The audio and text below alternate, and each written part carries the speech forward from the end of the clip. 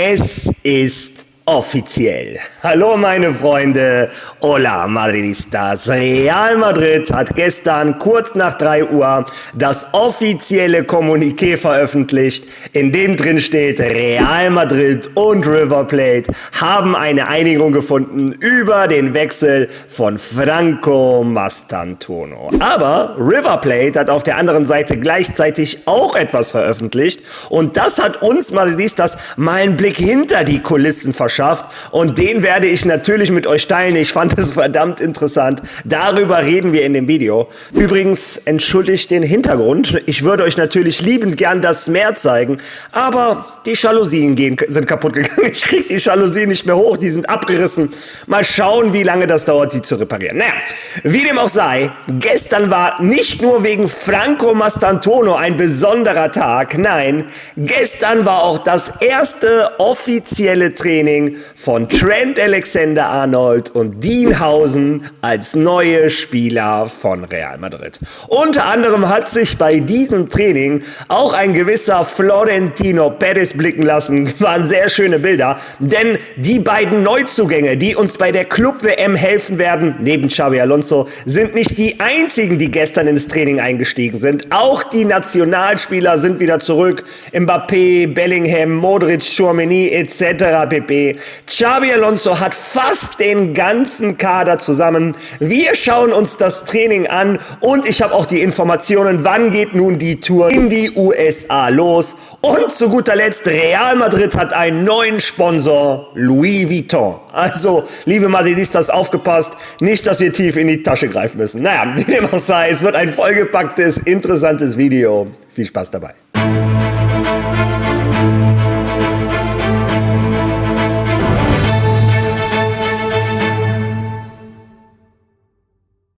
Ja, gestern früh hatte ich noch gesagt, die Madridistas sollen so ab 15 Uhr die Real Madrid-Seiten immer wieder aktualisieren, denn es könnte ein offizielles Kommuniqué erscheinen und zack, 15:03 Uhr erschien dieses Kommuniqué, was ihr gerade seht und wir lesen es uns mal schnell durch.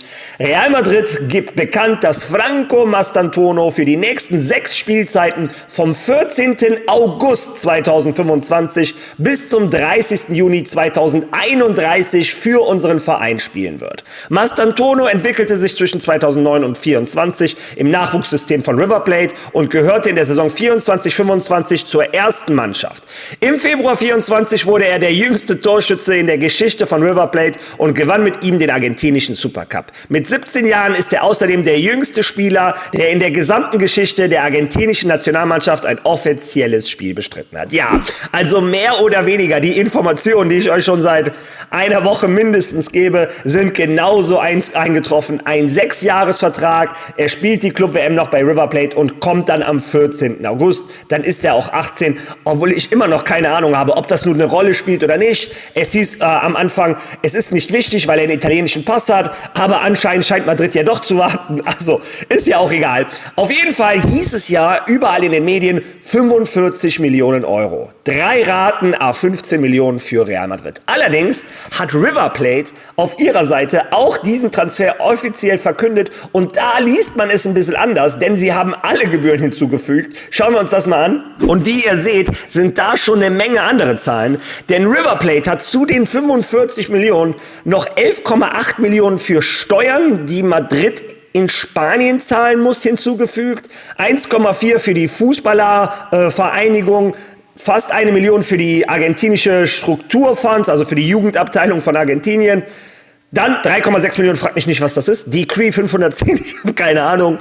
Und nochmal eine halbe Million für andere Fees, vielleicht, was weiß ich, Berater oder was auch immer. Ja, auf der einen Seite frage ich mich, warum hat River Plate das veröffentlicht?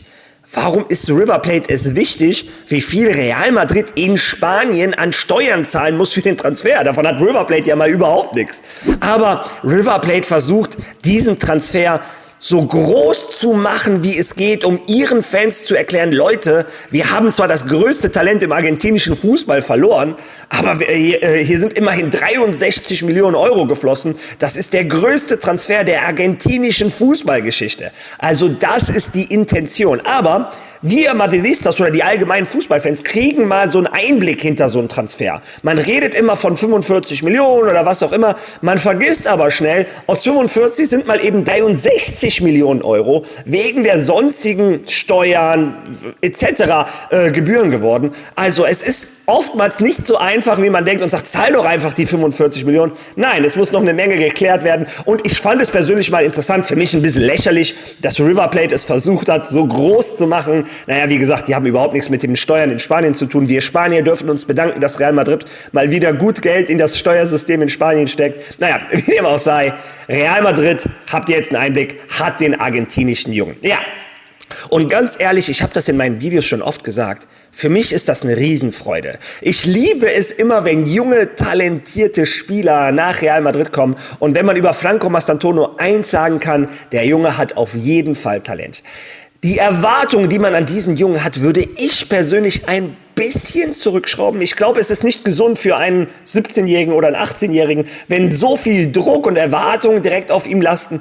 Man darf auch nicht vergessen, der kommt aus dem argentinischen Fußball. Der argentinische Fußball hat in den letzten Jahren natürlich deutlich aufgeholt, aber das Niveau ist nicht zu vergleichen mit dem europäischen Fußball, erst recht nicht mit dem Top-Niveau von Real Madrid etc. Also diejenigen, die jetzt erwarten, der Junge wird in der ersten Saison direkt das ganze Kommando übernehmen, die würde ich erstmal ein bisschen zurückschrauben mit den Erwartungen. Lasst uns einfach genießen, wie dieser Junge ein Teil des Kaders von Real Madrid wird, wie er die Minuten dann bekommt und dann hoffentlich uns mit seinem Fußball begeistert. Die Clips, die Videos, die Spiele inzwischen, die ich von ihm gesehen habe, lassen mich sehr viel hoffen.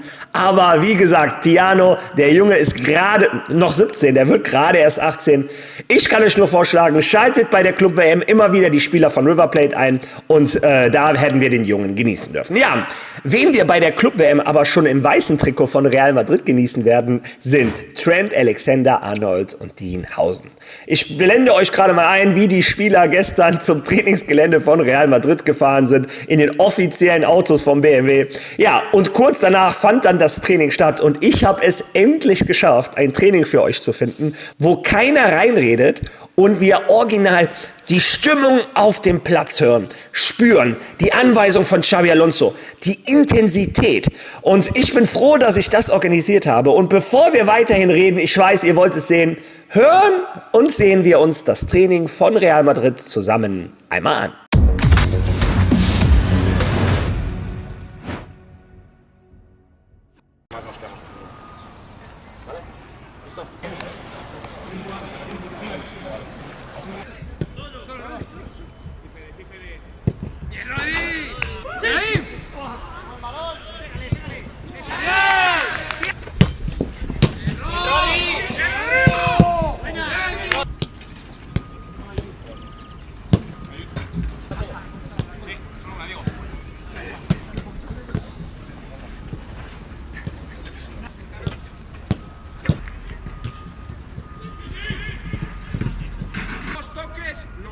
Tenemos libre, ¿vale? Un poco la mitad, mayor con altura. ¡Cuidado! ¡Seguida! ¡Sí! ¡Sí, Chema! ¡Solo! ¡Sí, Víctor! ¡Solo! ¡Sí! ¡Bueno! ¡Que repite! Go, left! Right!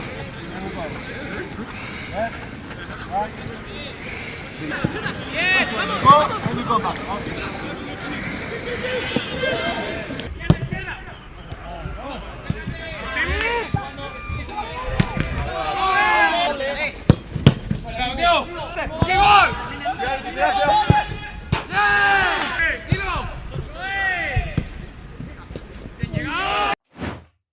Also für mich ist das immer absolut faszinierend, diese Stimmen auf dem Platz zu hören, diese Anweisung. Und Xabi Alonso, der gibt da einen Rhythmus vor. Man sagt es dann Spieler wie Rodrigo etc., die konnten kaum noch atmen. Also was Xabi Alonso mit dieser Mannschaft macht, das spürt man schon. Und auch ein Fede Valverde hat einen Kommentar dazu gegeben. Real Madrid TV hat ihn interviewt. Wie ist das neue Training unter Xabi Alonso? Und hören wir uns einen unserer Kapitäne zusammen einmal an. Man hat gesehen, dass er mit viel Energie, mit viel Leidenschaft und großem Einsatz dieses Wappen verteidigt. Und das begeistert natürlich alle sehr, sehr nahbar, sehr intensiv. Am Ende hilft es einem Spieler immer sehr, wenn er so nah an uns dran ist. Wir wachsen weiter, wir lernen weiter. Er wird uns fußballerisch helfen und auch persönlich jedem einzelnen Spieler weiterhelfen. Und wir werden alle an einem Strang ziehen, um in diesem Jahr die meisten Titel zu gewinnen. Mit sehr viel Lust, mit großer Vorfreude. Es ist die erste Club-Weltmeisterschaft. Hoffentlich können wir sie gewinnen. Wir gehen mit viel Vertrauen, mit viel Optimismus daran, das fortzusetzen, was wir in diesen Tagen mit dem neuen Trainer, dem neuen Trainerstab und den neuen Spielern machen. Und es wäre wirklich sehr, sehr schön, das Jahr mit einem großen Titel für Real Madrid zu beginnen oder zu beenden. Real Madrid verdient es immer, ganz oben zu stehen. Und nun ja, die erste Club-Weltmeisterschaft verdient es, hier zu sein, mit uns, mit diesem Wappen und sie gemeinsam mit unseren Fans zu feiern. Wir werden alles geben, jeder einzelne von uns, damit dieser Titel zu uns kommt. Ja, ihr habt es selber gehört. Xabi Alonso ist unglaublich nah dran an der Mannschaft. Das hilft den Spielern. Und ganz ehrlich, das sieht man auf diesen Trainingsvideos auch. Ich sage es euch immer wieder, es ist ein Unterschied. Der Trainer steht neben dir auf dem Platz, der spielt das Spielchen mit, der sieht, welche Intensität du in die Übung machst.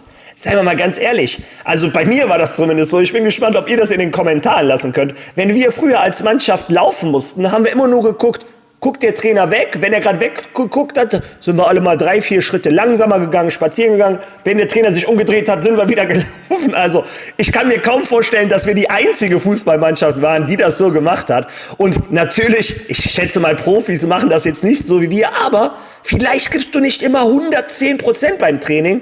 Wenn dein Trainer ein Carlo Ancelotti ist, der da hinten sich ja unterhalten ist oder was auch immer, wenn ein Xabi Alonso aber mit dir auf dem Platz steht, dann gibt's kein Larifari, dann musst du Vollgas geben. Dazu spielt er dir die Diagos besser als, glaube ich, jeder Spieler aus dem Kader von Real Madrid, bis auf wenige Ausnahmen. Also, es war toll mit anzusehen und Trent Alexander-Arnold und Dienhausen waren zum ersten Mal dabei. Die Bilder, die entstanden sind, waren sehr schön. Ja, und am Ende ist, wie ich das eben versprochen habe, auch ein Florentino Perez runtergegangen, hat die Spieler so ein bisschen in den Arm genommen.